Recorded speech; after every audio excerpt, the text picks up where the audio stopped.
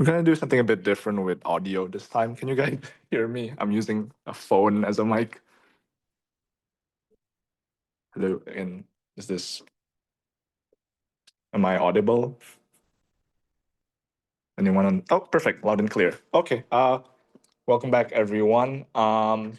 We have a lot of material to go through today. We did a test run and this is gonna be a bit long. So I'll just skip all the pleasantries and we'll go straight right into it. So let's start from where we left off last week. We observed last week an interesting pattern, right? Here I have a map of the so-called Malay world. And we can see that a lot of the countries that emerged out of this region ended up sort of mirroring colonial borders. So Indonesia is basically a reproduction of the Dutch East Indies. Malaysia of the, actually, this is kind of uncomfortable. Let me switch to the computer mic. Sorry. Agak susah sih gua. Sorry about that. Sorry, guys. Bit of a trial and error there. Okay. So yes, Malaysia was a product of the British colonies, and Timor of the Portuguese. And this raises an interesting question, right? In the sense that a lot of these post-colonial states were sort of anti-colonial, but they sort of ended up being the products of these very same colonial states that they were rebelling against, right? And that's, maybe it's valuable to think about them as rebellious colonial children. So today we're going to try to unpack this double-sidedness. How did anti-colonial entities emerge out of colonial entities? And I'm going to tease at this a bit with some texts. So these are some of the or sort of like the seminal political documents of Indonesia. We have Sultan Syahrir, Tan Malaka, and Hatta, all big nationalist figures. Notice that they're all in Dutch. They're not in Malayu or Javanese or Minang. They're all in Dutch. And this kind of gets at this interesting interplay, right? Of what we're eventually going to call Indonesia a rising out of the Dutch state. It was a rebellion against the Dutch state, but in some ways it wouldn't have been possible without the Dutch state. So that's the theme for today. The theme for today is sort of this double identity. How did this double identity of being Dutch and not Dutch end up sort of generating this idea of Indonesia? And so let's kind of set the stage a bit. So we start at the dawn of the 20th century, and by this time, the formal Dutch East Indies has been established since the early 19th century. So it's almost been a century since then. You could say the Dutch arrived earlier with the VOC, but again, we're just focusing on the formal Dutch East Indies, where these territories were officially demarcated as Dutch territory.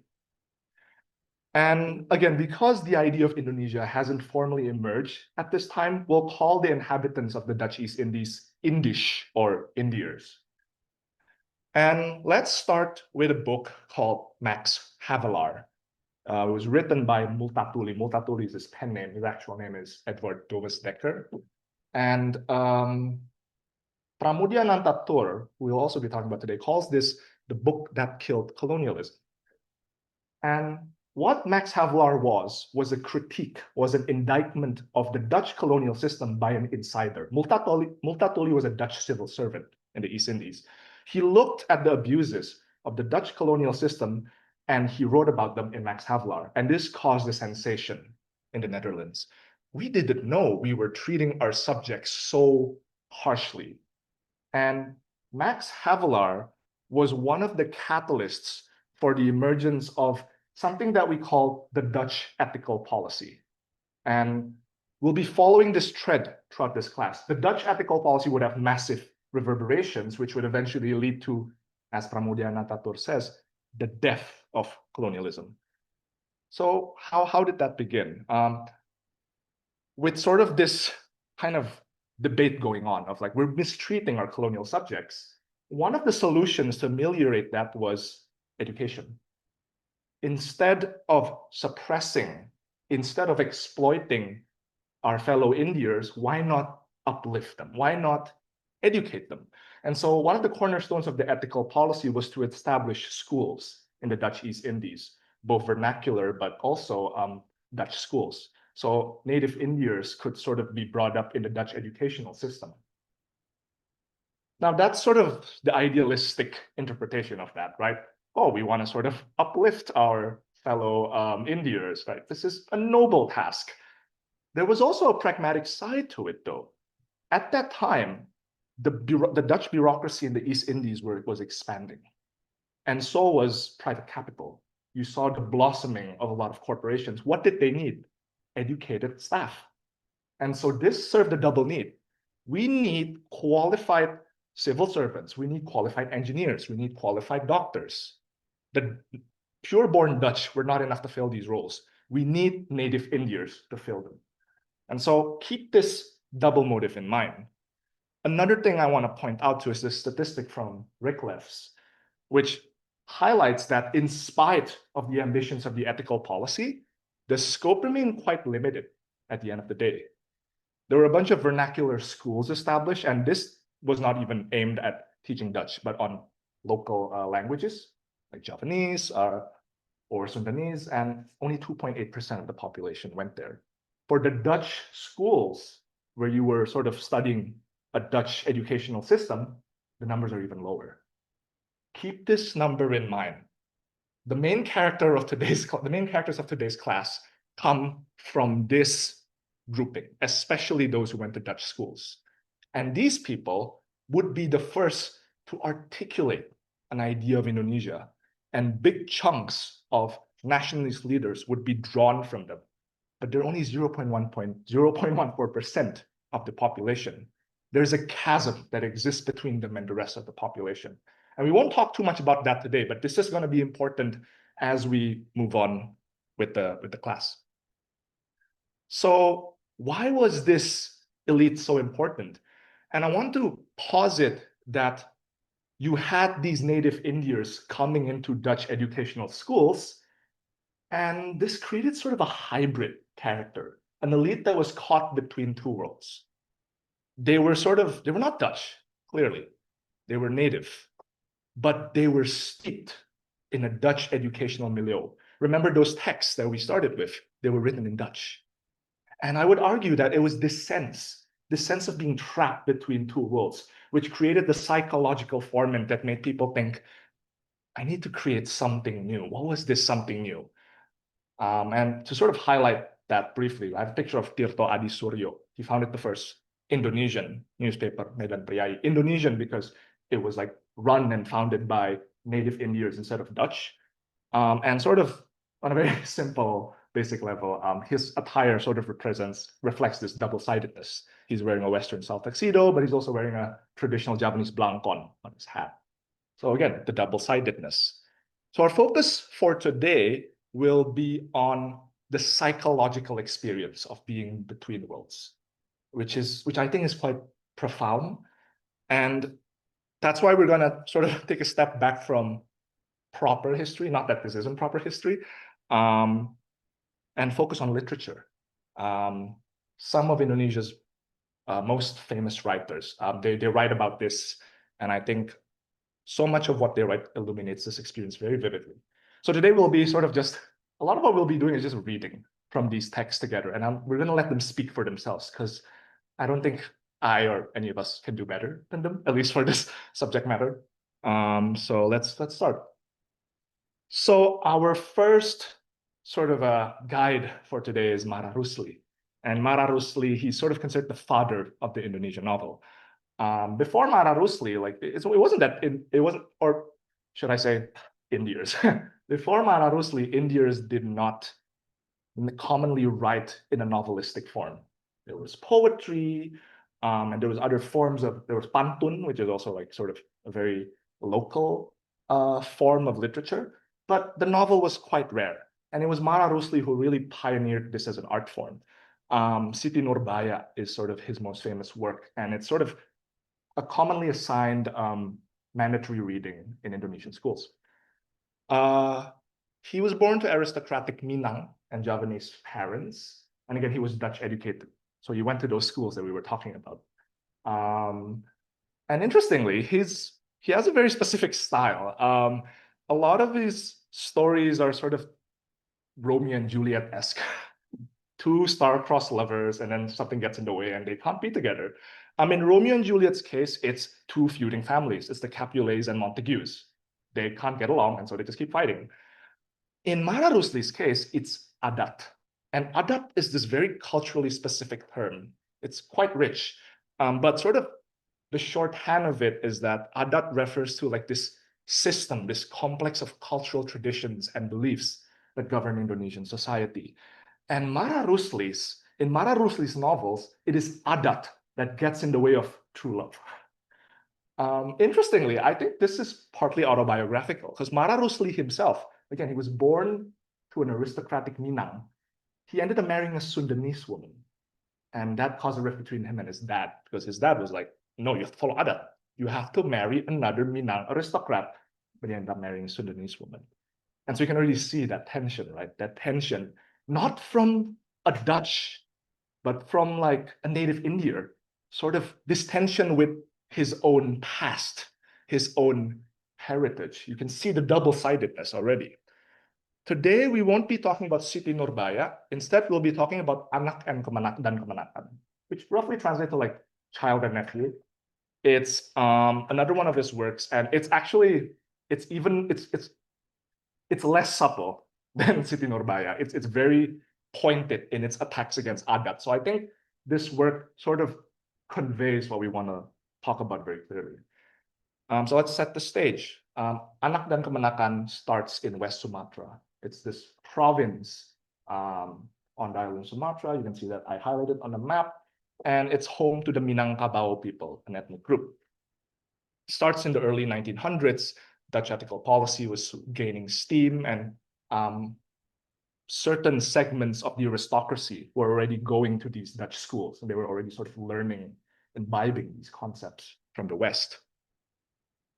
So the novel starts with a crowd overlooking Padang Harbor. Padang is a city in West Sumatra. Someone from the community is coming home. People are gathering around, and they're watching the arrival of these people. And some of the observers here make some comments. And we're gonna look at these comments. Before I get into it, a lot of these texts are originally in Indonesian. So I'm gonna try my best to always juxtapose the English version of the text on the left and the original Indonesian on the right. And if you're more comfortable with Indonesian, feel free to follow along with this. And because I do believe that, and we might get to some of these linguistic complications, but I think it's always better to read text in the original language. And we'll see a bit of that here. So, okay, to get back to this, people arriving, observers. What do they say? Look at those kaum muda girls. They dress like Westerners. How strangely out of place they look. They are Melayu, but they're trying to be Westerners. And they just end up looking like clothed apes. They bungle it. And their behavior is so inappropriate. They joke around in public, they show around their teeth, and they have no regard whatsoever for adat and sopan santun.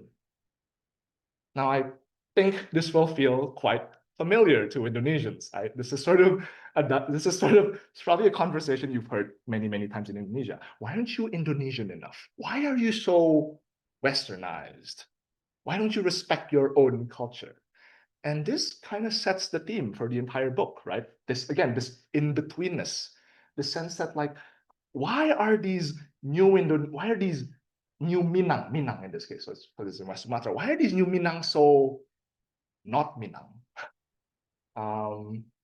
And another word that I kind of want to focus on is kaum muda. And kaum muda literally just means the young folk. But here I ended up keeping the original because it also refers to like a very specific social group, and which we'll talk about more as we go on with this.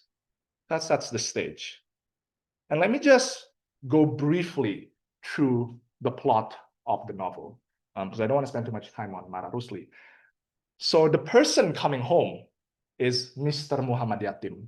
And he literally calls him Mr. as in a Dutch title for someone who has a higher education degree, usually in law. So again, that sort of keys you into who this guy is. He's highly educated in a Dutch educational milieu. He's coming home. Muhammad Yatim is in love with this lady called Putih Bidasari. Muhammad Yatim and Putih Bidasari have this close friend called Siti Nurmala, who's also in love with this random guy called Dr. Aziz. Doctor again is also very intentional. He's formally educated as a doctor in the Dutch educational system. Because Mara Rusli is a Romeo and Juliet-esque romantic, this gets challenged. All of these four characters, nominally, that's why I have these family trees, are members of the aristocracy. Remember adat. If you're an aristocrat, you have to marry another aristocrat. So Putih Bidasari's parents don't let Mr. Yatim marry Putih Bidasari because they suspect that he's not actually the real son of Sultan Alam Shah.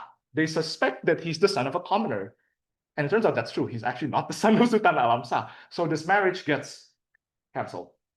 Instead, now they want to sort of marry Muhammad Yatim to Siti Nurmala. Because Siti Nurmala's dad, Baginda Mais, really wants like a well-educated lawyer to marry his daughter. And that makes Dr. Aziz sad because Dr. Aziz really, really likes Siti Nurmala. Putih Bidasari is now engaged to Sultan Malik, who is clearly the son of an aristocrat, Sultan Pamanan. And Sultan Malik is portrayed in a horrible way. He's a womanizer. He's a spoiled brat, essentially. And so clearly it's like these adat people don't know what they're talking about. Why are they getting in the way of real love? Why are they getting in the way of these phenomenal pairings for Sultan Malik? What eventually happens?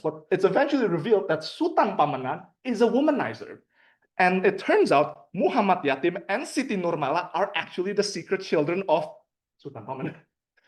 And so Yatim doesn't end up marrying Siti Nurmala because incest.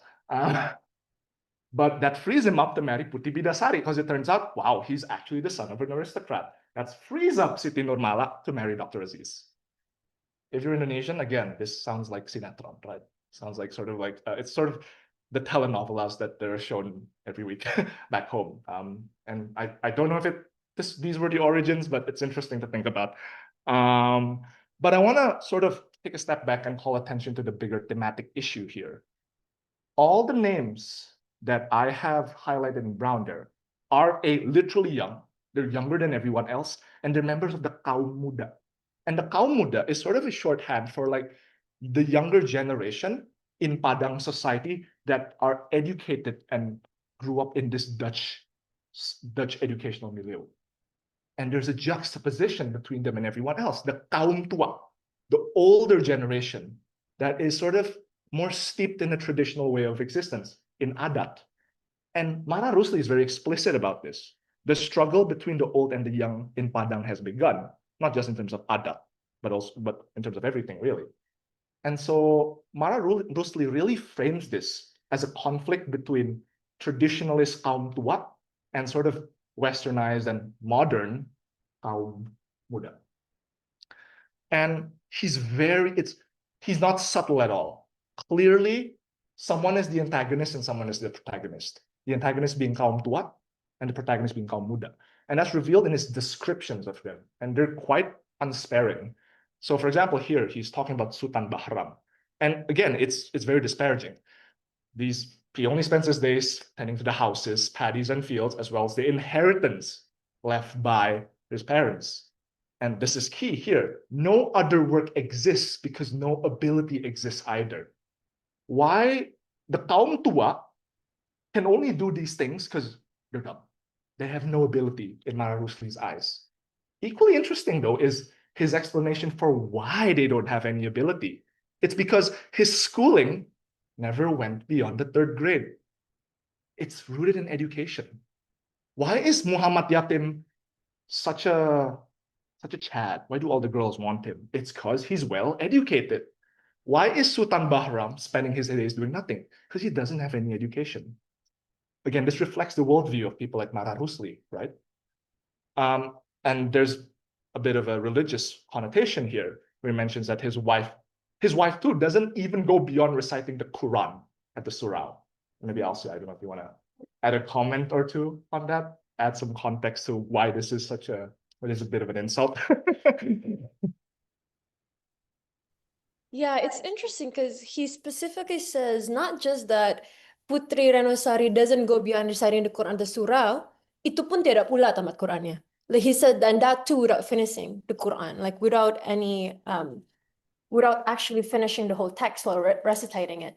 So it's interesting how the emphasis, it's even more bad that you can't even finish the Quran. Well, your whole thing is just reciting the Quran at the surah, no doubt, which is because I was talking to Derek about this because it's interesting how we don't see how the other educational system that exists at the time beyond the Dutch, for example, madrasa, like how would that be portrayed? But clearly he's portraying it very like, because it's not the Dutch educational system, because it's from the surah, because the thing with the surah, do you all know the surah? Surah is like basically like a small, how do you explain the surah? No, isn't it the one that's in the middle of the sawah? Yeah, Yeah. in the middle of a rice It's Rice field. rice paddy. There would be a type of just, how do I I think surah is like for the simple mosque. So the mosque is like a better place, but surah is like a more smaller place. yeah, it's like a smaller version of a With mosque. yourself. Yeah, like very small though. But it's interesting how it said it the way he said it is like, oh, like this type of educational system, which do exist, is lesser than the Dutch one that was established. Well, surah and mosque is two different things. Mosque is like where we go to, do the prayer. Yeah. While surah is where we get educated ourselves. Yes, we got basically a little madrasa, if you guys know. Or not quite a madrasa. It's informal. Yeah. Madrasa, but the name itself, Yeah, it's surah. It's not, because the connotation of a madrasa in Indonesia and the way it's connoted in the West are two different things. Thank you for that. Thank you for that explanation too. Thank you. Well, yeah, that's sort of, again, gets to that same idea, right? That the surau isn't even like a proper Dutch-approved site of religious sort of worship and education. So you can kind of see a bit of the elitism here. This is not coming from a Dutch person at all. And I think this other paragraph is very revealing, right? This is the end of the novel. Muhammad Yatim ends up with the love of his life, but he doesn't stay in Padang. He's, things aren't right for me here. I have to move out. Where does he move out? Batavia, Jakarta. And that's a loaded sort of suggestion there, right? I can't stay in this backwater town. I have to go to the center of civilization, the center of Dutch sort of rule, Batavia, right? And sort of maybe to contextualize it for us, maybe you grew up in Jakarta and you're like, too small for me. New York, London. Maybe it's the same thing going on. And again, I think this last paragraph highlights that, right? And this is a conversation between Dr. Aziz and one of the kaum tua. Why is this a problem? Why is he leaving? Well, he's leaving because we still worship and deify the old adat traditions, even though they're long obsolete. We cannot adjust to the conditions and currents of a new age. And as long as we don't do that, no intellectuals will want to stay here. So again, it's a very pointed critique at adat, at this old world. So we've talked a lot about kaum tua, about kaum muda, sort of this critique of adat and sort of traditional culture. Who's missing? There's a very important player that Mara Rusli does not mention at all. And I haven't mentioned too from these passages as well. So yeah, he does not mention the Dutch at all. For Mara Rusli, this conflict is literally just between enlightened enlightened native Indians and non-enlightened native Indians. What about the Dutch? To bring this new character into play, we're going to turn to another author who I think is much more subtle, much more nuanced than Mara Rusli, and that's Pramudiana Tatur. He's considered one of Indonesia's greatest writers. Someone called him Indonesia's best candidate for the Nobel Prize in Literature. He was born in Blora to a Budi Utomo school teacher. Budi Utomo was one of the sort of early proto-nationalist organizations. So from very early on, he was steeped in a nationalist environment. But he's actually closer to his mom because his dad was a serial gambler. So he was sort of absent most of the time. And it's interesting to think about because in a lot of, as we'll see later on, in a lot of his texts, maternal figures play a very important role. Oftentimes, maternal figures become sort of like the symbolic vessels of the message he's trying to send. So this is interesting. Pram was a member of Lekra. It's a left-leaning artists association that was associated with the PKI, the Indonesian Communist Party. And even though Pram himself was never officially a member of the PKI, his association with Lekra was enough to put him into jail. So he was actually jailed 3 times in his life by all the successive administrations he lived in. He was jailed by the Dutch, he was jailed by the Sukarno government, and then he was jailed by Orba, the New Order government, because of his association with Lekra. And this final imprisonment actually took up almost like a quarter of his life. He was exiled to this isolated island, Pulau Buru Island, for 10 years. And then even after that, he was still placed under house arrest for 13 years in Jakarta. So he lost a quarter of his life in jail almost. Just one fun fact, his last name Tur was initially Mas Tur. Mas is sort of like a Javanese honorific for like a nobleman. He dropped the Mas because he thought it was too aristocratic. And then for some reason, and then he found out that Tur meant shit in Polish. And maybe that's not the worst thing. The Polish, I don't know how many people speak Polish in the world, but no hate, but so yeah, that's Pram. And today specifically, we'll be talking about the Buru Quartet, which is a series of 4 novels. It's a tetralogy that he wrote while he was in prison in Buru Island. The novels have nothing to do with Buru Island, but he wrote them in Buru. That's why it's called the Buru Quartet. And it's worth sort of recalling the process because you're in jail, you don't have any access to writing materials. So what did you do? He would just tell the story to all the prisoners and they'd all memorize it. And they'll take turns memorizing.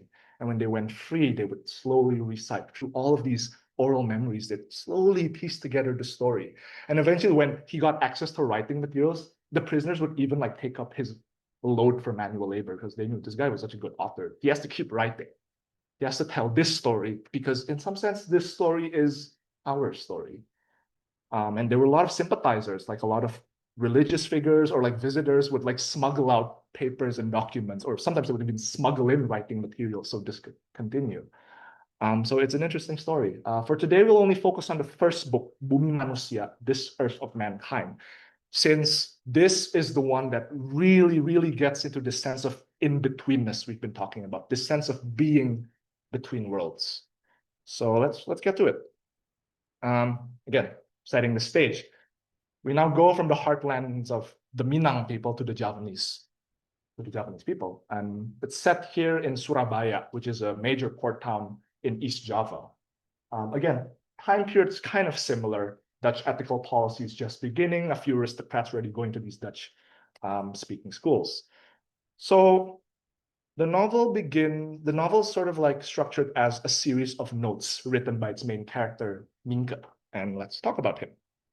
So these are literally some of the first lines from the novel. This science and learning, which I had been taught at school, meant that I was rather different from the general run of my countrymen. And, I'm a Javanese. And because of this, I write notes, which is not a very Javanese thing to do. It makes me kind of European. That tells us a lot, right? It's again, that same theme. I am Javanese, but not really. There's something different about me. I can sense it. And for context here, Minka is a high schooler. And so even as a high schooler, he sort of senses this gulf. Let's tease this a bit more.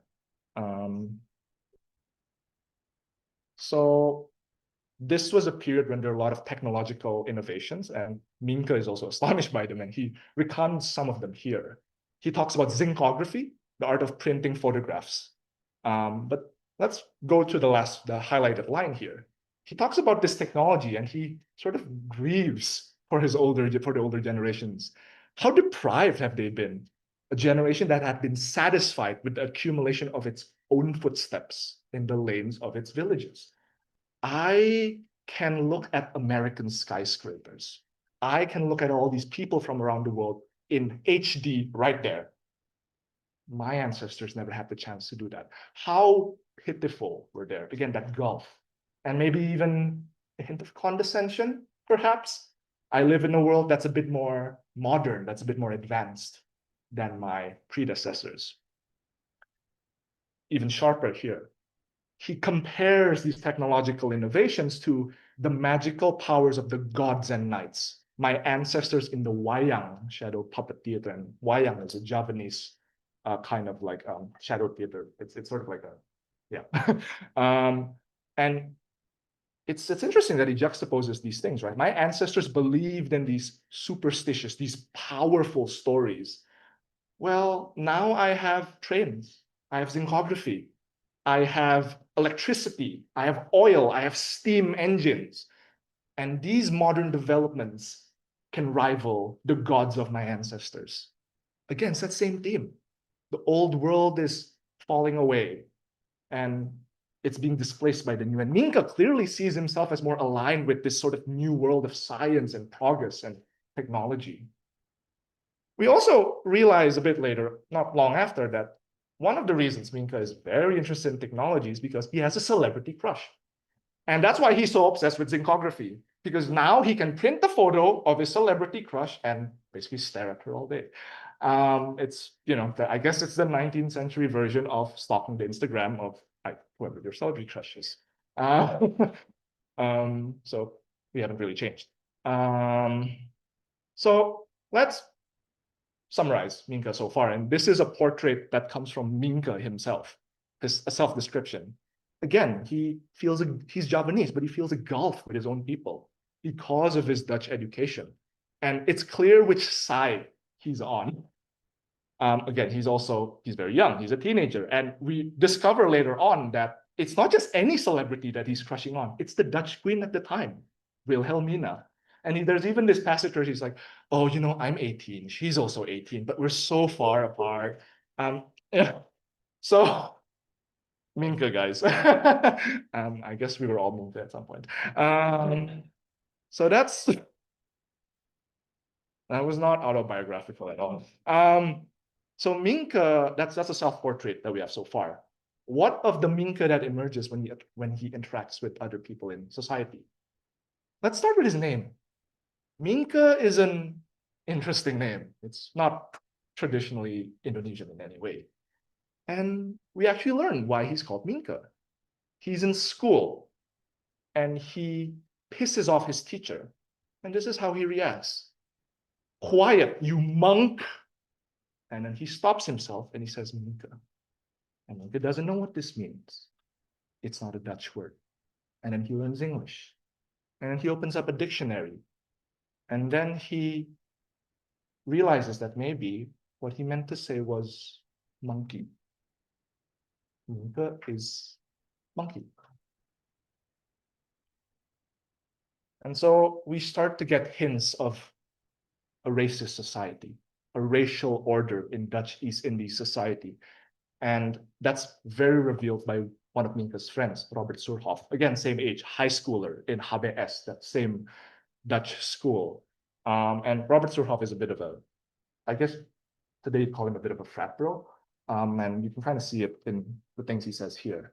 At one point, Surhoff kind of bullies Minka, and Minka just straight up says, yeah, I know why he's doing this. It's because he knows I have no European blood in my body. And then again, this is the frat bro coming up. Surhoff basically like taunts Minka, oh, there's this really pretty mixed blood girl, Indo. So Indo today means Indonesian, but in this time and in this book, Indo means mixed blood individuals. So usually Eurasians with Dutch and native ancestry. And so Minka says, why don't you go get her? And Surhoff says, I only want a goddess with pure European blood. And again, this is a high schooler. This is a high schooler. He's what, 16, 17, 18, and he's absorbed, he's internalized all of this already. That's how deeply racialized this society was. And Minka's a smart guy. Minka knows that Surhoff knows this, knows that he has a lot to gain by passing off as pure Dutch. Why did he want to do it? Because if he was a Dutch citizen, he hoped that in the future he'd have a position and salary higher than that of an Indo, let alone a native. So it's not just prejudice that's expressed in day-to-day interactions. You literally get ahead faster in life if you can be more Dutch. And a bit of a callback to last week's class on imagined communities. It is just such an arbitrary thing. And Minka points this out. How is it that Surhoff is a Dutch citizen? Why is he a Dutch citizen? Well, when his parents, who are both Indos, when they were about to give birth, they ran to a Dutch ship, the Van Heemskerk. And because he was born on a Dutch ship, on Dutch territory, he's now a Dutch citizen. How arbitrary is that? It was just 10 minutes of running to a ship, and now he's Dutch, and now he gets to have all of these things that people like me don't. So that's sort of the gist.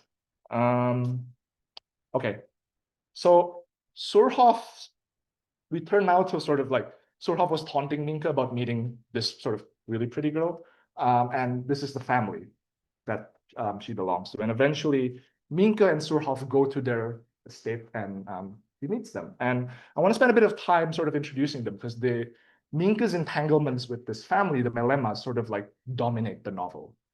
And so there's an agricultural estate in Surabaya at the time, which was run by a Dutchman, Herman Melema, and his mistress, Nyai Ontosoro. And Nyai Ontosoro is native, but let me save her for later. She's the big one. And then they have two kids, Robert and Annelies Melema. And Annelies is sort of like who like Surhoff was sort of taunting Minka at the court, essentially. Minka arrives, and again, the racial order reasserts itself. Once he reveals that he is a native, that he's pribumi, he gets scared. They can kick me out at any time. So again, it's that unspoken like social order. Not even unspoken at this point, really. The way Robert and Annelies treats him are very different. Robert's very cold, doesn't want anything to do with Minka, but Annelies embraces Minka, and they actually eventually sort of get together, and their relationship sort of dominates them, takes up a big chunk of the novel. I'll get back to that later, but I want to turn to Nyai Ontosoro, because she's a fascinating character, and I would say one of the emotional beating hearts of the novel. Nyai itself is a term denoting a concubine. Nyai Ontosoro is a concubine. So not only is she native, she's also a woman. And not only is she a woman, but she is a nyai. She's a concubine.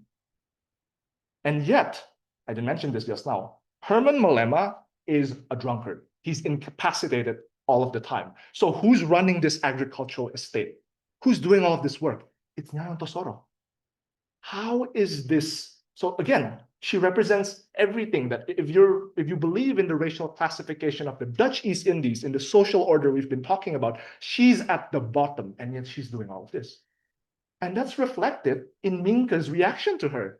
He meets her and he doesn't know what to do. Should I offer my hand as to a European? Or should I treat her as a native woman and ignore her? And then she's the one who makes the power move. She first offers her hand. And then not only that, she speaks fluent Dutch. And not only that, she was also relaxed with a male guest, unlike other native women.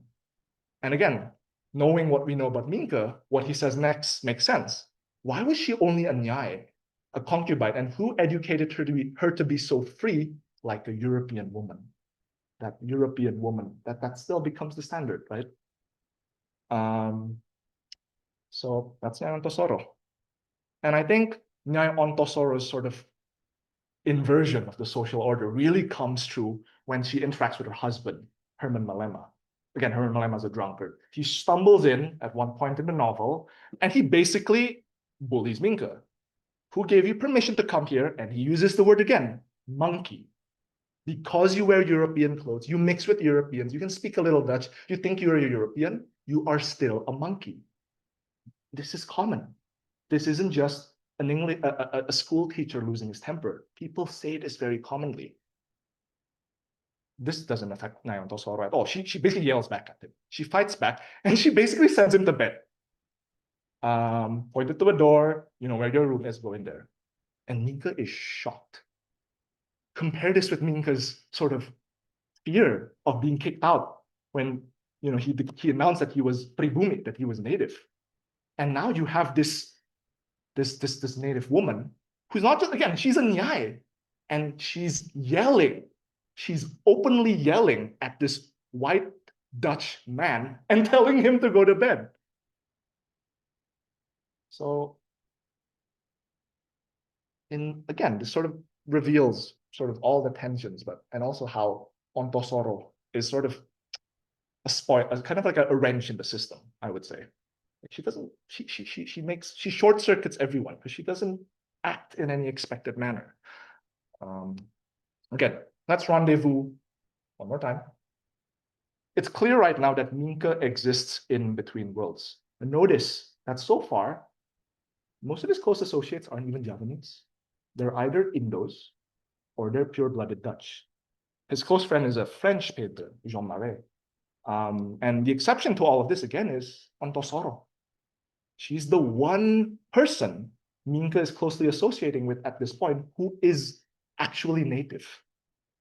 And even as Minka is consciously aware that he's at the bottom of this racial order, Dutchness still becomes the standard for him. That's how he judges Ontosoro. Ontosoro is cool because, wow, she acts like this liberated European woman. And it's clear that he too aspires to attain that Dutchness. So this gulf becomes even more interesting once we see Minka interacting with other Javanese, especially his parents. We're gonna jump ahead a bit. And this is one of my favorite sequences from the novel. I think it's incredibly poignant. And I think it tells us everything about this gulf, this cultural gulf, and the sense of being in between worlds.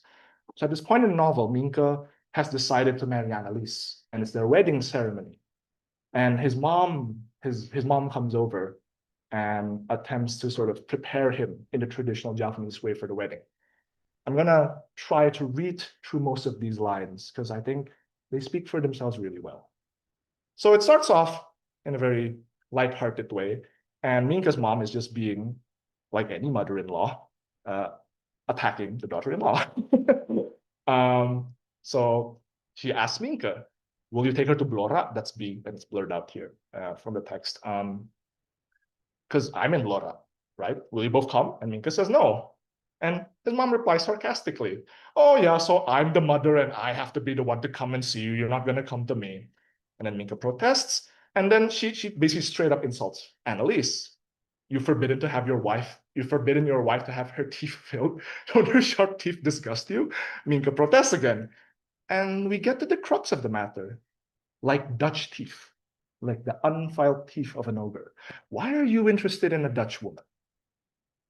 And clearly, Minka's mother is not very comfortable with that.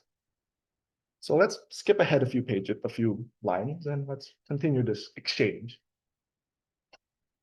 This is his mom. Today, all of your ancestors will come to witness your wedding and give their blessings. And I too would never miss an opportunity to see one of my descendants. Again, this reveals the very traditional Javanese worldview. And Minka's response is that, well, do the Dutch do the same thing? And his mom gets annoyed. Why are you so concerned with the Dutch? You're still not Javanese enough yet. You don't obey your own ancestors. You've become a man of letters, but where are your poems that I can sing at night when I miss you? And the word in Indonesian here is even more specific. It's tembang. It's a very specific Javanese kind of poem. So it's not just a neutral poem. Where is this Javanese form of art that you're supposed to be able to produce as a Javanese? And then Minka drops the bomb. I cannot write in Javanese, mother. I can write in Dutch, in English, and in French, but I cannot write in Javanese. And his mom responds, if you were Javanese, you would be able to write in Javanese. You write in Dutch because you no longer want to be Javanese. You write for the Dutch. Why do you honor them so greatly? What's so good about them? They drink and eat from the Javanese earth. You do not eat and drink from the Dutch earth. Why do you honor them so greatly? Again, the chasm, right? Why do you not want to be Javanese? What's so wrong about being Javanese? Why do you so want to be Dutch? And this theme continues. She describes the keris. The keris is a traditional Javanese dagger. She describes the traits a Javanese knight, a ksatria, should have. And all this goes over Minka's head. He doesn't know anything about this. He doesn't know anything about what his mom is talking about. And then we get to the climax of this sort of encounter. His mom asks Minka to meditate and ask for the blessings and forgiveness of his ancestors. And he screws it up and he doesn't even do it properly. And so his mom is like, not like that. Just properly cross the leg. Arms relaxed, place on your lap. Be a good Javanese, even if only for a moment and just for this once. I had carried out all her orders and her wishes. And indeed, I did seek forgiveness from those unknown ancestors of mine, ancestors whom I could not even imagine. Mother knelt before me, placing a necklace of jasmine flowers around my neck. She was sobbing. Then she placed a small chain of flowers in each of my hands. With her hands and without speaking, she moved each of my fingers into gripping the chains. She kissed my forehead under the curved edge of my batik blangkon, a sign of Javanese nobility. Then her sobbing became worse. I felt her tears drop into my cheeks, and all of a sudden, I too began to cry. And I think that's the heart of it, right? Spiritual chasm that exists between Minka and his own Javanese heritage, and it's wounding his mother, but it also wounds him. He doesn't get it. He doesn't understand any of these things that his mom is talking about, but it's still resonating somehow in him. It still makes him cry. It's still making him feel something. And so that's what it feels to be between worlds, right? To sort of like look back at your past, look back at your ancestors. I know you clearly came from them, but yet you look at them and you don't really know what the hell they're talking about. And that's the pain that Minka and his mom feel. And this is sort of a more melancholic and nostalgic sort of handling of tradition. But there's a bit of Mara Rusli in Pram as well. Pram doesn't just, he acknowledges the cost, the psychological and the emotional burden of being cut off from this past, but he's not nostalgic about it. And that's revealed in another sequence. So, at one point in the novel, Minka gets abducted by the police. She gets abducted by the police, and it's sort of like this, okay, what's going to happen? I'm being carted off. I don't know where to. Am I going to die? Am I going to go to jail? So it's kind of suspenseful. And then Minka sort of like is taken to this sort of building, and then there's an assistant in front to tells him to sungkem. And sungkem is a traditional Javanese tradition where it doesn't even have to be like aristocratic higher up. It could also be like an elder sibling or a parent, where I'm not going to role play, but essentially you kneel and you sort of walk on your knees. Essentially, you crawl on all fours, so to speak, and then you prostrate yourself in front of your higher up, and then they give you their blessing. And he's told to do that, and that's Minka realizes, okay, I'm meeting a Japanese aristocrat. I'm meeting a bupati. And so Minka crawls towards this guy. And what happens is quite interesting, because you start off with this suspense, right? This sort of, I'm abducted by the police. But then Pram describes a scene that gets more absurd and ridiculous by the minute. And it's even more pronounced if you read the original Indonesian. So Minka's bitching this whole time. He's like, why the hell am I made to do this? I have to crawl on all fours. If my friends from school saw me, they would laugh at me, blah, blah, blah. And then he sort of slowly approached the chair, and then this person sits on it, and he takes this object and starts tapping Minka's head. with the object. And the object itself, again, this is, if it sounds ridiculous, it's meant to be ridiculous. The object itself is a horsewhip made from a bull's genitals. And he basically whips Minka's head with this insane object. And then Minka hears the voice of this man and he realizes that it's his dad. And the reason why this man went to all of these lengths, getting the police to abduct his kid, was because he did not reply to his letters. I don't reply to my mom's WhatsApp in 5 days. This has never happened to me. And that's sort of the point of it, right? This is such an absurd situation. Why did he have to go through all of these trappings to do it? He's making fun of this tradition. This is so ridiculous. This is so, to use Mara Rusli's words, obsolete. Why? Is this your dad, my dad's ego? Is this what's going on? And again, it's sort of, it's meant to be ridiculous. And I think the last line here is, Pram is clearly having fun here. The horsewhip was made from both genitals, swayed to and fro. The hairs on my back crawled, ready to receive the whip as it fell upon me as a rebellious horse. So again, this is clearly meant to be sort of ridiculous. Okay. But there's a more ominous side to this as well. That was all fun and games, but there's a scene, it's not in the books, but the movie adaptation of Bumi Manusia does it really well. And the movie is not ideal for all sorts of reasons, but this is one thing it does really well. So what eventually happens is Minka and Annelies got married, and then Herman Malema, the drunkard, he dies. He dies, and Herman's nephew claims all his property, bypasses Nyai Ontosoro, because she's just a Nyai. She doesn't get a right to all of this. I am the Dutch-born nephew of Herman Malema. I get to have all of this. All of this also includes Nyai Ontosoro's children. So he gets custody over Annelies and Robert as well. And of course, Minka and Ontosoro go to court to fight this. And Ontosoro goes up to court. She protests to the Dutch judges, and he interrupts her. Sungkem. And that same ridiculous tradition, where it was just dad protesting that you did not reply to my WhatsApp 5 times, is now weaponized by the colonial authorities. And there's this tension. There was a discussion on the WhatsApp group a few weeks ago about how the aristocracy is co-opted by the Dutch colonial administration. This is just one example of it. And I want to turn away from Bumi Manusia and go to Kartini a bit, because I think she highlights this tension very well. Again, same milieu as Minka, daughter of the Dutch aristocracy, and attended a Dutch school. She's an early Indonesian feminist, and we'll see that soon enough. She's often sort of hailed as this pioneer in Indonesian feminism. She dies young in childbirth, and the text we'll be reading today are a collection of letters between her and the Benbenoms, which are some of the most prominent supporters of the ethical policy we've been talking about. So let's start with letter 8. And she's not subtle at all. Help us to overcome the relentless egoism of man, that demon which for centuries has held the woman lashed in prison. So the feminist angle is very clear.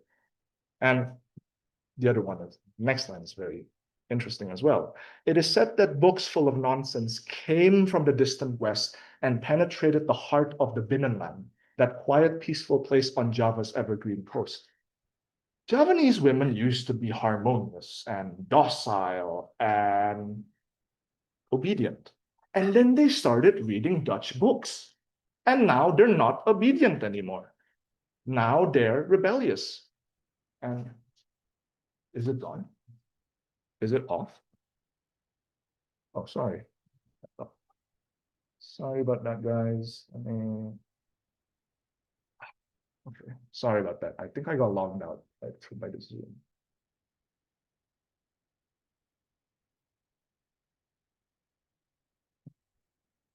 Sorry again.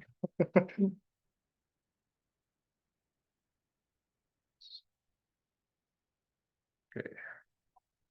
Perfect. Thank you. Sorry about that again.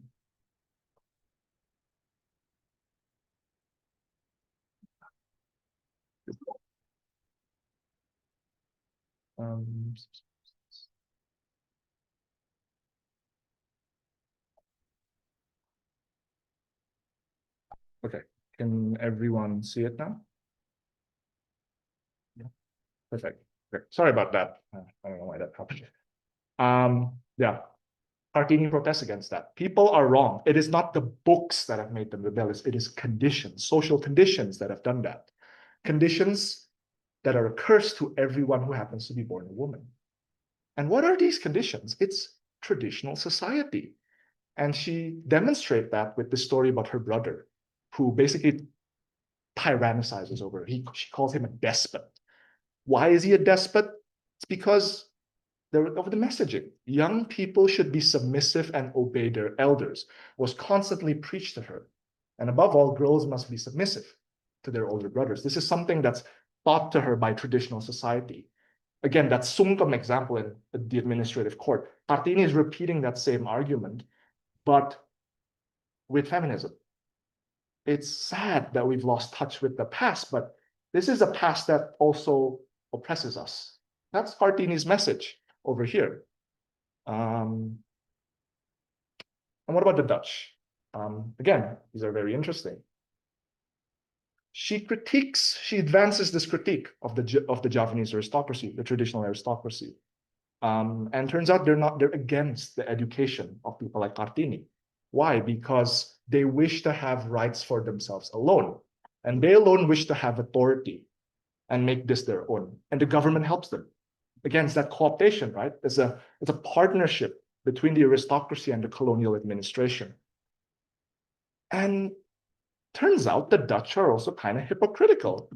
They laugh and make fun of our stupidity, but if we strive for enlightenment, then they assume a defiant attitude towards us.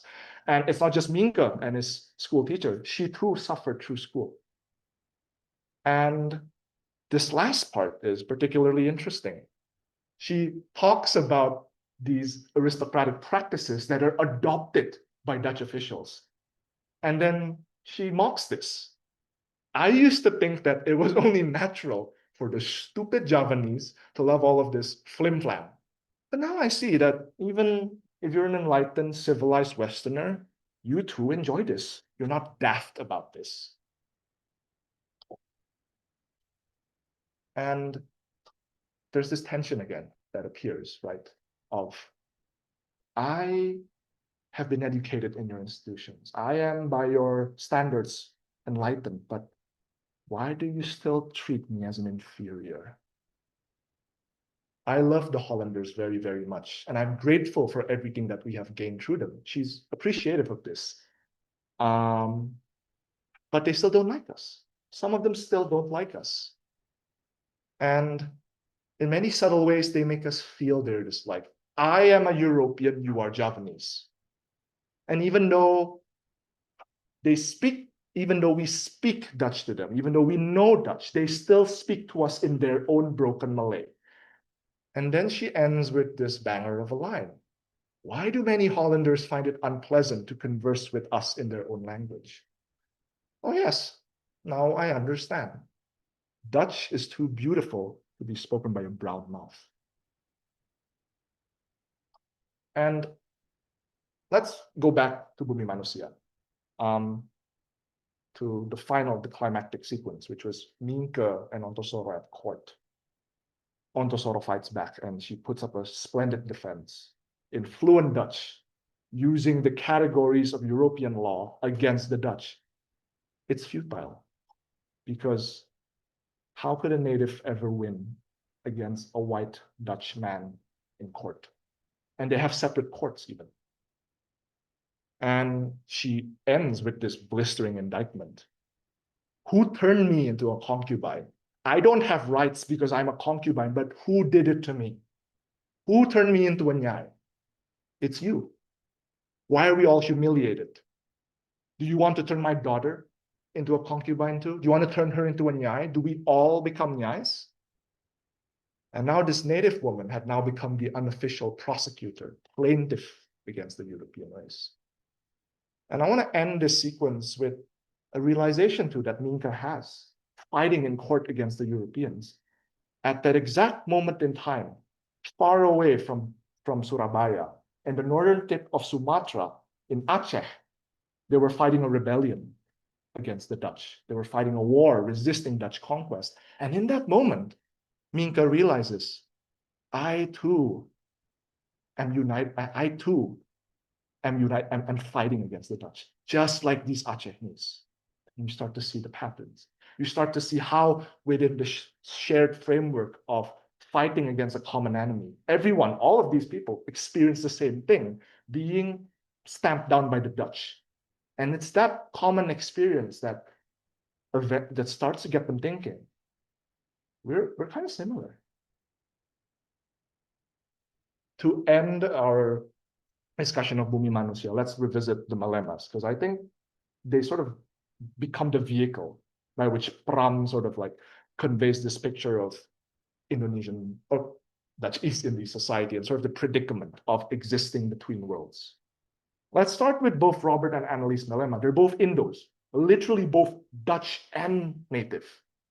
What happens to both of them? Robert embraces his Dutch side. He's always cold to Minka, he rejects Minka, and he actually betrays Nyai Ontosoro, his own mother, during the court case, presumably in the desperate hope of being accepted by the Dutch, that I am one of them. They don't accept him. He dies of syphilis in a brothel. What happens to Annelies? Annelies identifies with her native side. She warmly embraces Minka, and she says in the novel that whatever you are, Mom, I will be like you. Clearly, she embraces that side of her. What happens to her? She's torn away from her family, sent to the Netherlands, and she eventually dies there. What choice do you have? You can choose to be Dutch, you can choose to be native. You die either way. You lose either way. In this system, you lose either way. If I cannot be Dutch, I cannot be native, what can I be? What choice do I have? All of these options in front of me are unpalatable. Even if I want to go back to the past, even if I, Minka, want to be like my Javanese mother, that's too far from me. And so many of this class, so many of the aristocracy are with the Dutch. They're not going to take me back. What do? Something new has to be born. Some new category that isn't just Dutch, that isn't just native, that isn't just traditional, something else. And I want to argue that Pram presents Ontosoro as an example of that. And that Ontosoro herself is a symbol of what would eventually become Indonesia. Ontosoro was born as Sanikam, and she was literally sold to Herman Malema by her own father. What was the reason that she was sold? He was an aspiring bureaucrat, and he wanted to gain Malema's favor. Like in Sanikam was sold out by her own aristocracy, who wanted to gain favor with the Dutch. In the same way that maybe some people might argue, most Indians were sold out by their own aristocracy to the Dutch. Malema educates Ontosoro initially, kind of like Dutch ethical policy, right? Let's educate our fellow native Indians. But even that's not sustainable. Malema has a mental crisis. He snaps, has a breakdown, and that brings us to the beginning of Bumi Manusia. Even the most well-intentioned Dutch overlords will still be overlords. You will still be under their whims. You're not really your own person. So that brings us to the next step in the development of Indonesian nationalism. And it's not disappearing. Oh, sorry.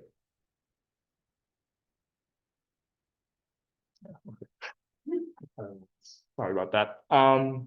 So we turn now to the Indisch Party, and the Indisch Party was one of the first radical nationalist parties, and its founders are these three men here: Ernest Dovas Dekker, Suwardi Suryadningrat, who most Indonesians know better as Ki Hajar Dewantara, and Cipto Mangunkusumo. And again, I want to pay attention to their backgrounds and their milieux. Again, Edward Dovas Dekker is literally an Indo, and Ki Hajar and Cipto Mangunkusumo were both aristocrats who went through this Dutch educational system. These are the people we've been talking about the whole day. They exist between worlds.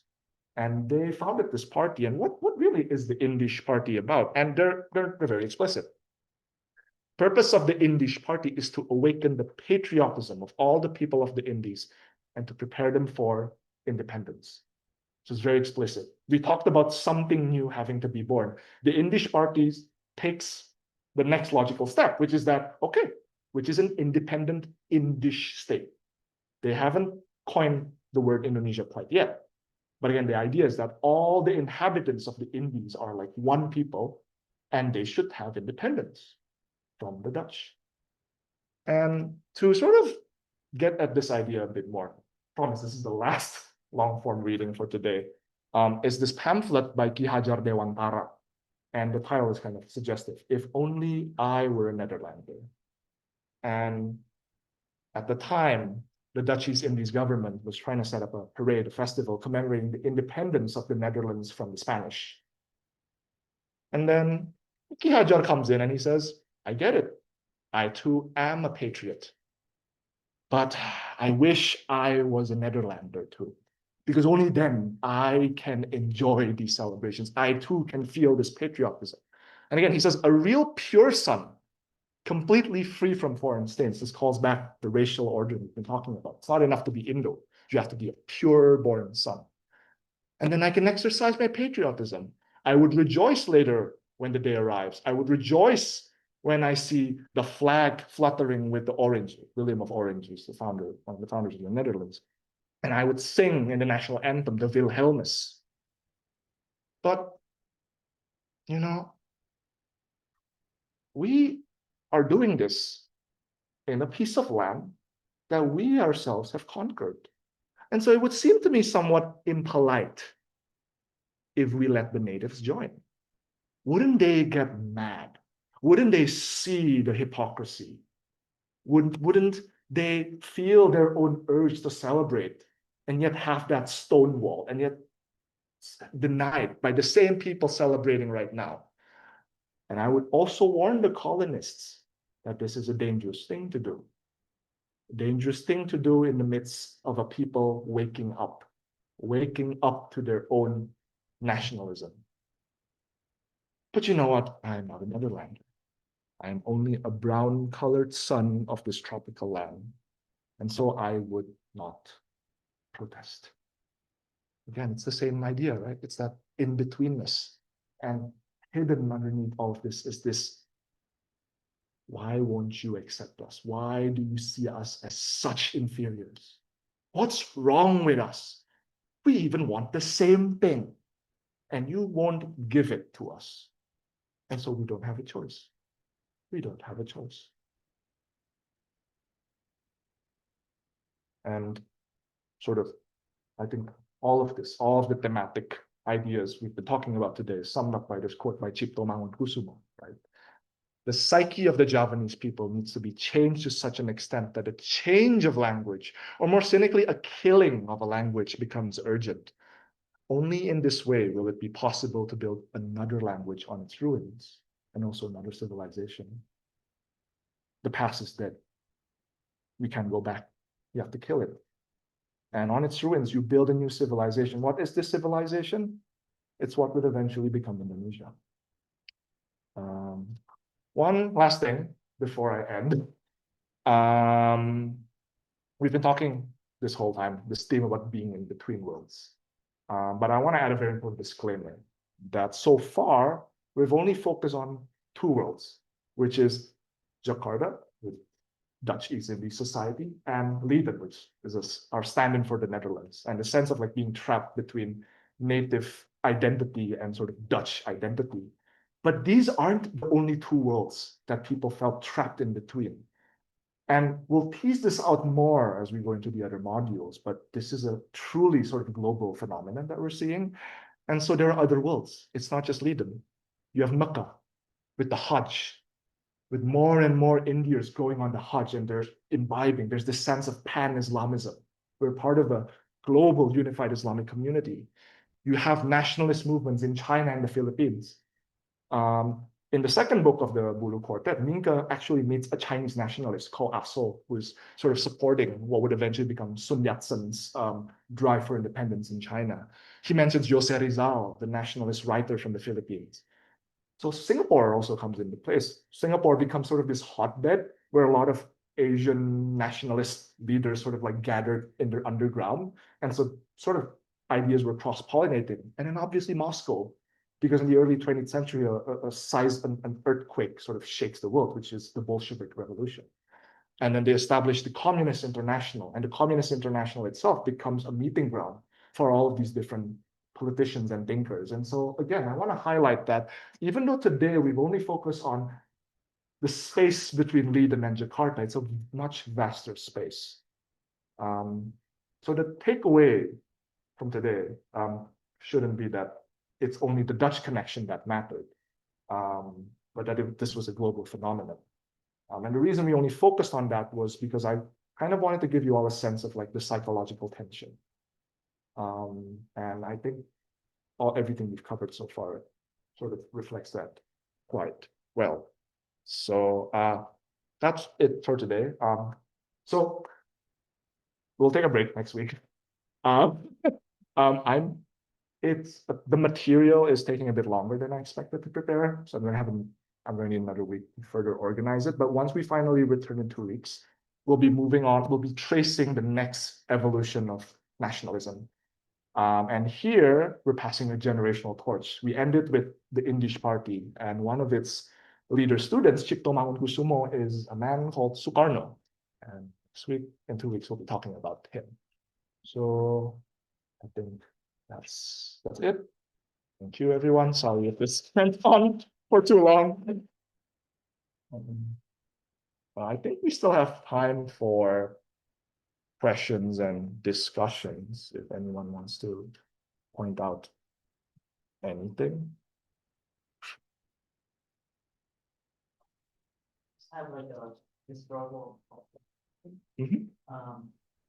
Did the island system like play into your ability to get certain kinds of, education from the Dutch or? Yeah. I'm just thinking because I'm Indian myself, Mm, and the British established a somewhat similar system yeah. where there was already the pre-existing caste system in India and the like hierarchical system. Mm. And the British reinforced it in their own way to put themselves at the top. And where you were further affected, your status so great. Yeah. Even more separation than there was before. Yeah, absolutely. And most people who ended up going to these Dutch institutions were non-coincidentally the children of the higher aristocracy. And they were chiefly the ranks from which these people were drawn. And as we'll see over the next few weeks, the Dutch actively cultivated the support of this aristocracy to implement their policies, especially we'll see later when it comes to economic exploitation. So this becomes crucial. And there's also a racialized sort of undercurrent here because the Dutch would sort of like further cement racial differences between natives and the Chinese and the Arabs, and they sort of like built in. I mean, it was some would argue that they've existed before the Dutch, but the Dutch exacerbate this sort of like social division of labor between different races. They had like an ethno-religious. Yes.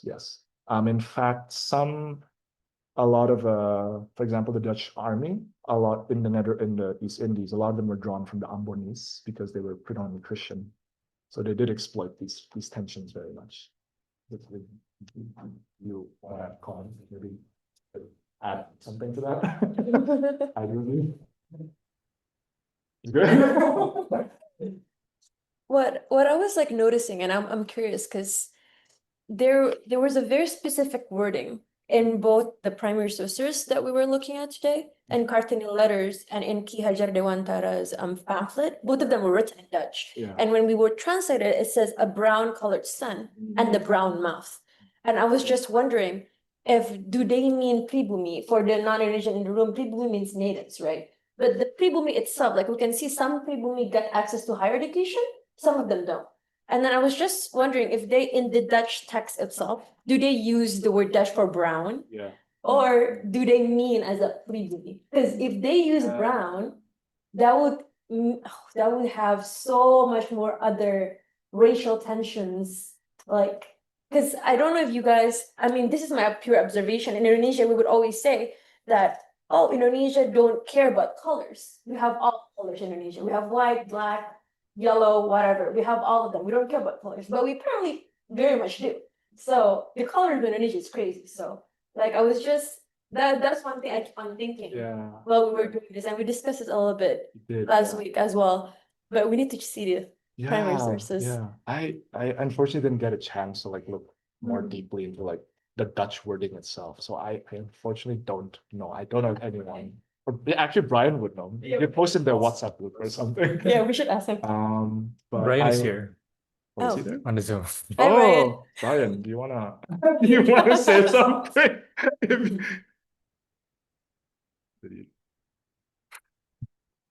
For background information, Brian is a historian who's doing a PhD in Princeton at the moment, and he's mainly focused on the Dutch side of things. I don't know if it's the Dutch side. I mean, But the he- Indonesian. Well, I guess he covers the period where you have to kind of know these. Yeah, I So was you gonna go say. with the primary sources. I will say that at least in like Pram's own text in the original Indonesian, like sometimes, like obviously monyet comes out a lot, as we've seen, and that's just purely derogatory. But also a word he uses a lot is inlander. Inlander, and that the characters will actually say inlander. And inlander just means like sort of like people from the inland, from the binnenland, essentially, like in the interior of Java. And I'm not too familiar myself, but I've been told that there's also some racial connotations there. Derek, so your diagram is like Indonesia and like the other This one? world. How about like Indonesia and like masyarakat adat in Indonesia itself? How do you see like the connections, or for example, like the tension between the oppressor and Yeah. the oppressed Yeah, between Jakarta and Yeah. Sumba, Papua? Yeah. yeah.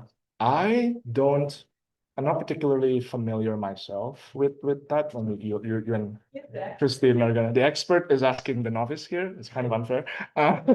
We're gonna cover that. We're gonna start covering that in a few weeks. But I think at least in this first module, something I can say that might pertain to that again is that gap. A lot of these people were elites, and so there already exists from the very beginning a gap between people like Ki Hajat Dewantara, people like Gilbert Dekker, and even to some extent Sukarno, but especially, as we'll see later, people like Hatta and Shahriar, who were actually educated in the Netherlands. They went to university in the Netherlands. It's a big gap between their understanding and their sort of mental headspace and the headspace of like, even sort of ethnic groups that are non-marginalized, I would say, like the Japanese. Even with Javanese peasants, there's like a giant chasm that exists between these people. It would be interesting to see between the Javanese and the Minangese and the Acehese. Yeah. Because Ming yeah. himself was mentioning about how the Acehese was fighting Right. of the Dutch Yeah. at the time. So Maybe I want to add something about my point of view.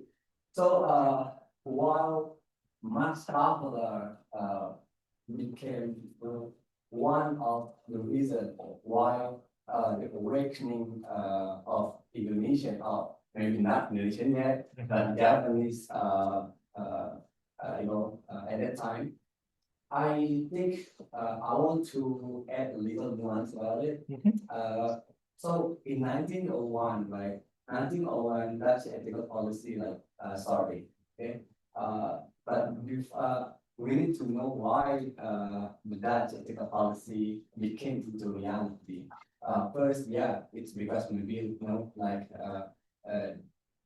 the writings of Indonesian that studied overlord, and then also the biggest one is because we shall not forget. I mean, Pram himself also not forget to put Aceh inside his writing, because in 1873, Dutch start to colonize Aceh. Aceh is a sovereign place, not yet conquered Yeah, by the yeah. Dutch because like, previously, it got, how to say, dilindungi sama Inggris. It was uh, protected by the yeah. British. Yeah. So Dutch has not conquered yet. So has not conquered Aceh yet. So in 1873, Aceh illegally attacked by the Dutch, and it became a world tension at the time. Even New York Times also meliput hal itu. Reported on that, yeah. I mean, this is so big. It became, the Dutch itself like became threatened from the world, from the tensions. So what they can do is like, we need to, give political stability. Yeah. So they look better. Mm. I mean, like there are different ones. So I need to what Nathan said. I think in this slide, yeah, we need to add more than these places, like Aceh, maybe other places in Indonesia. Yeah. No, that's a really good point. Something that we'll also cover in the next few weeks is sort of this idea that a lot of the conquests that the Dutch made outside of Java are only going to start taking place in the 19th century. So within the period exactly that you're talking about. And I think if you want to synthesize these two combinations, it's like if you were looking at the 18th century and the Java and say the Dutch was fighting war against Mataram, there's people in the Aceh Sultanate, I don't know if the Aceh Sultanate was already there by then, would not think of it as like a shared kinship. But I think what makes this period different is that Minka, who's like living in Dutch East Indies territory in Java, could look at this conquest and say, wait, this kind of, why do I resonate with this as well? I think that's the sort of additional sort of what makes this period kind of unique. Like a more historical context, before the Dutch conquered, all of it, Indonesia in itself is separated by its sultanate and kingdoms. So there's no one united, who is it that united Nusantara? What's the name of the guy? Gajah Mada. Gajah Mada did, but it was like ages ago. And then, so all of them are just separate sovereign entities in its own right. So there's no like nationalist pan-Indonesian whatever movement at the time. So it's why, because right now it's very easy for us to say that. Why didn't they just band together and just conquer the Dutch together? Well, all of them are different sovereignty. So they didn't think about it that yet. And also some of them are conquered by different nations as well. For example, where my family come from, which is Tidore, it's in Maluku Ternate. Both those two islands are conquered by the Portuguese and the Spaniards. So there are other fingers on the pie, so to speak. So that's why there's like a lot more complicated than just banding together. Yes, I'll actually cover these topics. I think in 2 weeks actually. So we'll try to get more into that. There's also a comment from Christine to Alcia, and she actually talks about like what you were talking about the colors, and so your discussion about beauty standards again like yesterday. She talks about colorism in Indonesia, discrimination against. Oh, I should mention this. Remember we were talking about Minka and Monkey. In I don't know when was it, 2019? Was it 2017? Yeah. Yes, there was a Papuan in Surabaya studying in Surabaya school. He was called Monkey. And then the protests were literally kita bukan monyet. We're not monkeys. That's an interesting parallel. That's some beauty standard stuff.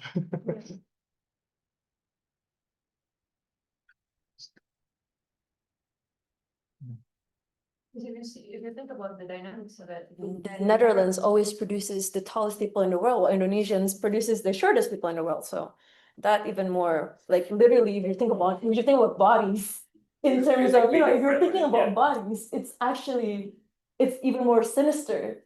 If you think about a tall, blonde Dutchman and a small Indonesian woman.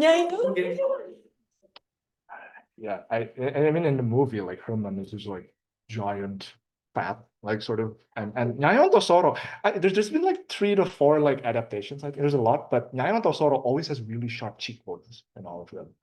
And she's always like dressed in like a very. It's we talked about this yesterday about how even though she's a nyai, Yeah.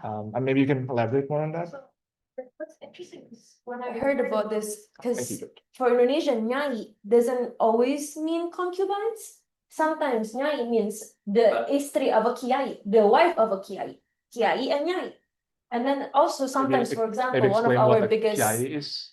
kiai is a religious figure, authority figure in Indonesia. Sometimes they have schools associated to their names. That's why they have a lot. They're mainly concentrated in Java. So that's a kiai.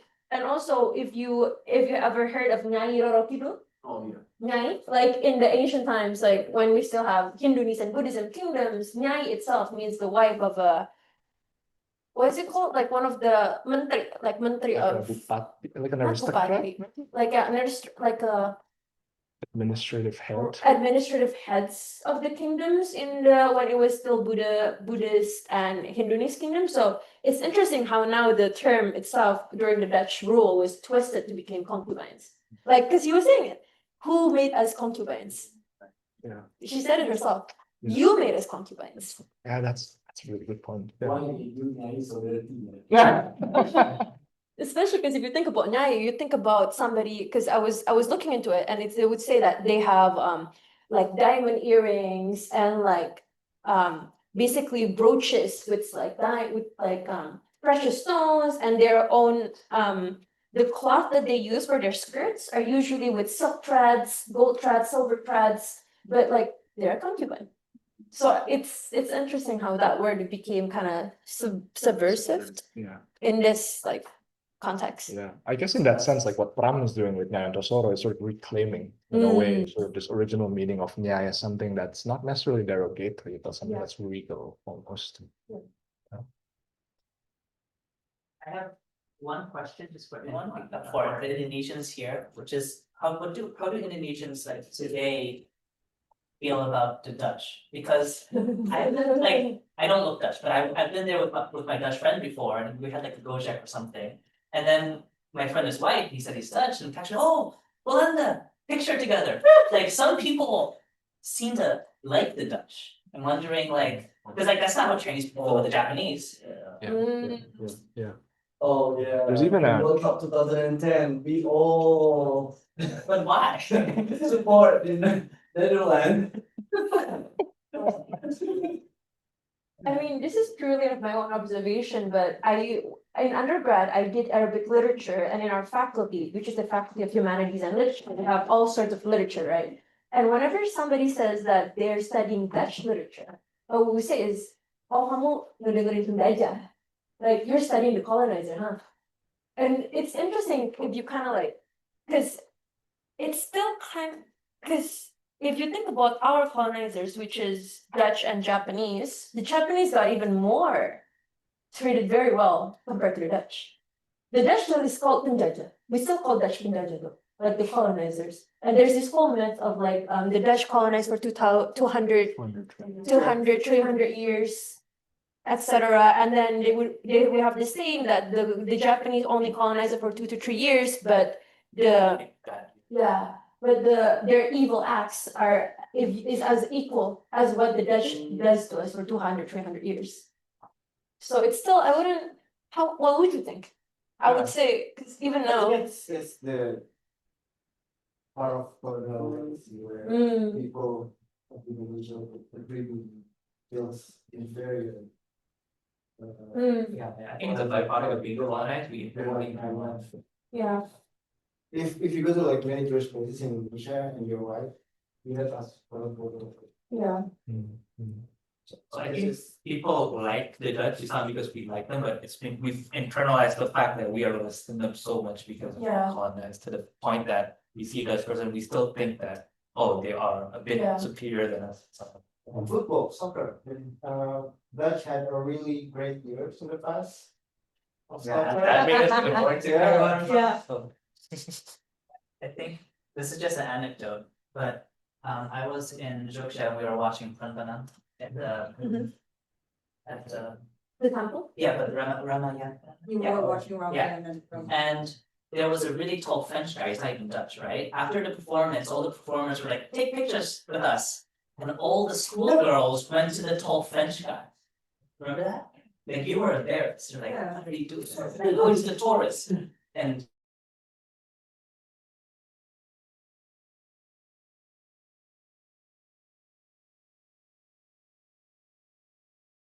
Half white guy, they were giving me so much shit. I mean, they were like, eating a bullet, and I was like, what the hell is internalized racism? So what if he's white? And he's just a guy.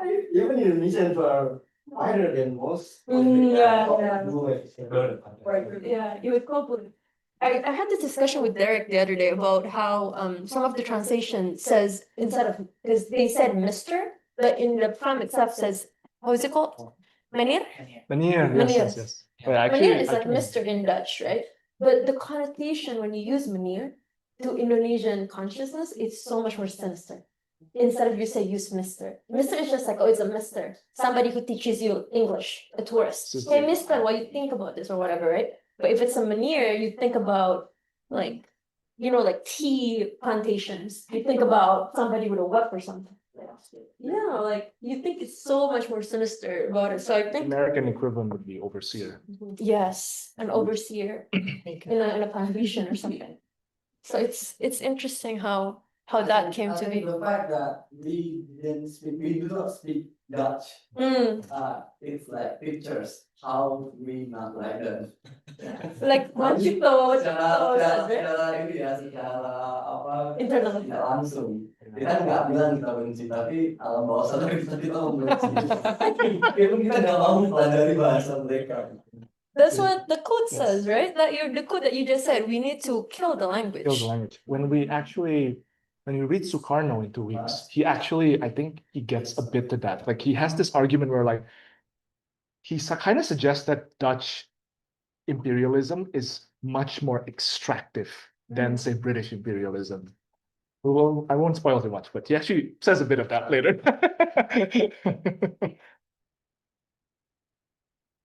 Teach Dutch to people so they can actually have that kind of Superiority. So it's not, maybe later on it translates, okay, you're not gonna teach, you're not gonna learn your language. But I think people like in the olden times, it's actually like, okay, you are good enough to learn our language. You're Mm. from a higher standard now. You are, from there's a book called Para Priai. It's a newer book by Umar Khayyam. And it was that if you learn Dutch, if you are in a certain standard that's good enough, Mm. it's actually the exam policy. So maybe it's Like okay, then I will be. this is purely anecdotal, but I was looking for PhD programs to do. And at first I was gonna do it in the US or Canada, but then because what's happening right now, I'm looking in Europe. And I remember I was even doing a master's in my head, I was like, I'm not gonna go to the Netherlands. I'm not gonna go to the colonizer land to get a colonizer degree. No, I'm not gonna do that. But then like PhD wise, I was looking, I was just, I can't. But even though I mean, never say never, but I just like, in my heart, I can feel my ancestors being like, no. but that's how you recolonize the continent. You go to- I was, You get back at them. Yeah, I don't know, bro. I don't know, bro. I don't know. Indonesian national team football players. that's true. That's true, yeah. Yeah. Just another note, it's actually more American than Indonesian history, but I saw a quote today, and like all of these psychological things you're talking about identity, like nothing new under the sun. There was a quote, I saw it literally today, earlier this morning, by Elaine Quote in 1925 that said, "It must be admitted that the American Negroes have been a race more in name than in fact, or to be exact, more in sentiment than in experience. The chief bond between them has been that of a common condition rather than a common consciousness." And a few months ago, there was an exhibit at the Morgan Library about Morgan's chief librarian, who is half white, half black. And her dad was very much, he opened black schools and was about black independence. And then she passed most of her life pretending to be white, which just reminds me of a lot of this. So like these things happen in the black community. Native Americans, they had to learn English to be civilized, like nothing new under the sun. Yeah. Mm. Questions of assimilation, right? Essentially, do you assimilate or do you how much do you accept and how much do you reject? Yeah. And it's always, and maybe that's I don't know. I'm not too familiar to go back to your, I don't know who asked about like why Indonesians.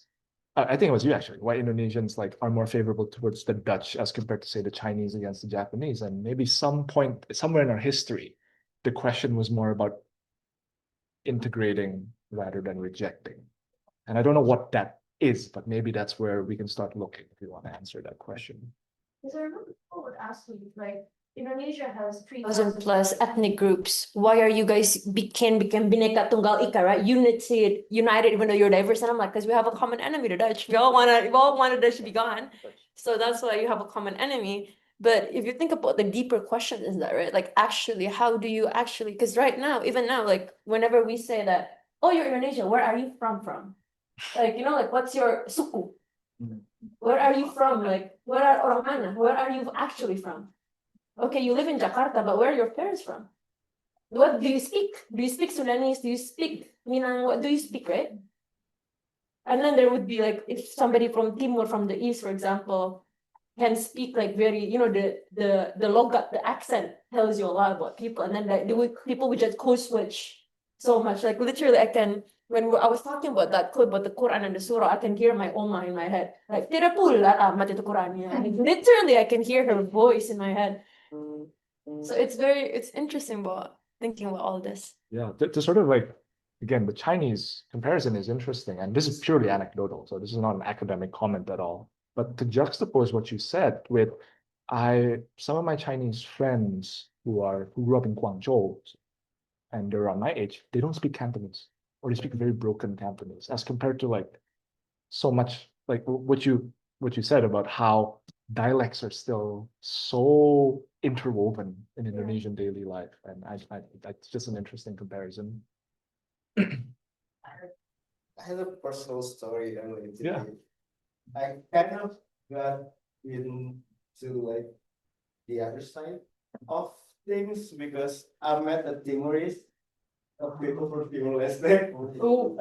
They're government official, and when they see me with this batik, they're practically proud to say to me that they know Indonesian, and they keep speaking to me in Indonesian. So, Yeah. So it's kind of interesting that it's only like They were like Dominicans and you were. yeah yeah it's like 23 years I think, right? Yeah. 23 years since they got independence from us, but they seems to kind of forgot that even I mean, to be fair, they keep telling me that Indonesia colonized Timor and like they fought with their bloods and stuff. But yeah, they didn't hide the fact that they can speak Indonesian and they keep bragging about it. Like they know Indonesian and they studied in Indonesia and stuff. Yeah. So, yeah, it's just interesting. That goes back to like the first slide, right? And what we were talking about last week about sort of like the double character of post-colonial states. That Yeah. these are children of colonial states. And I think your Timorese example reflects that really, really well.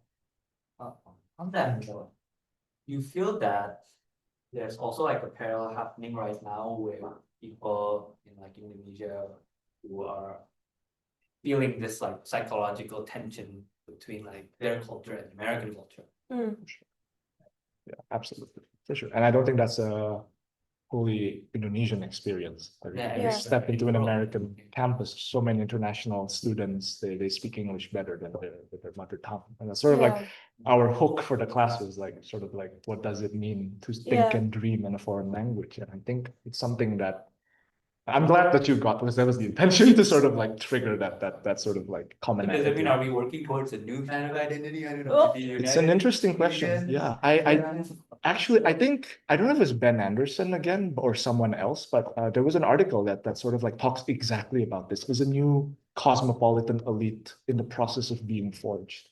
Yeah. There's someone raising hand. Oh, Oh, Sharon. Sharon? let me turn on the speaker. Okay. Yeah, I'm audible, right? Yeah. Yeah. Sorry guys, like 2:44 a.m. here. Uh, I want to ask, like, on the first slide, when you guys talk short, like, about Max Havelaar, it's kind of like piqued my interest because it's written 1860, right? But the Dutch has been touching base. I mean, the first touch base to in what's now Indonesia is in the 1600. And I'm kind of wondering, like, what happens before, like, this transition, like, between, like, how Dutch East Indies companies collapse and then become Dutch East Indies. Like, is there any? Do you guys know any? I kind of like curious too. I want to know, is there like the relationship between the Dutch as the colonizer? I mean, between this private company VOC as colonizer to the colonized, and then transform, become like state lead, basically, like now the Dutch as nation state colonizing Indonesia in the 1800s. Like, is there any academic writing about it, like how the relationship changed or transform? Like, was it somehow under Dutch East Indies companies, the relationship is more like merchant, so like maybe the exploitation is not that bad because it's kind of like between merchants, or is it already bad? And then when it's collapsed because of uh, economic crisis, now it's led by the Dutch as the nation state. Then it's become worse because now they also like try to transform the society. Is there any like writing on that? Thank you. Yeah, no, thank you for bringing up that point. That's crucial, but I will hold that off because that's exactly what we'll be talking about in the next few weeks. And there are some academic writings, and while I hope I can try to like weave them in the next weeks, partly why this is taking so long, why I have to take the 1 week break. But it's not just academic writings, it's also Sukarno. Sukarno's own thinking is very cognizant of this evolution, of this progression, of this leap from the VOC to the Dutch East Indies states. And he does identify commonalities and also differences between these two forms of sort of colonial exploitation. So we'll definitely get to that in the coming weeks. Okay, we want to call it quits. Okay. Thank you so much, everyone. Sorry this ended up dragging on again. I'll see you all in 2 weeks. See you. Thank you again.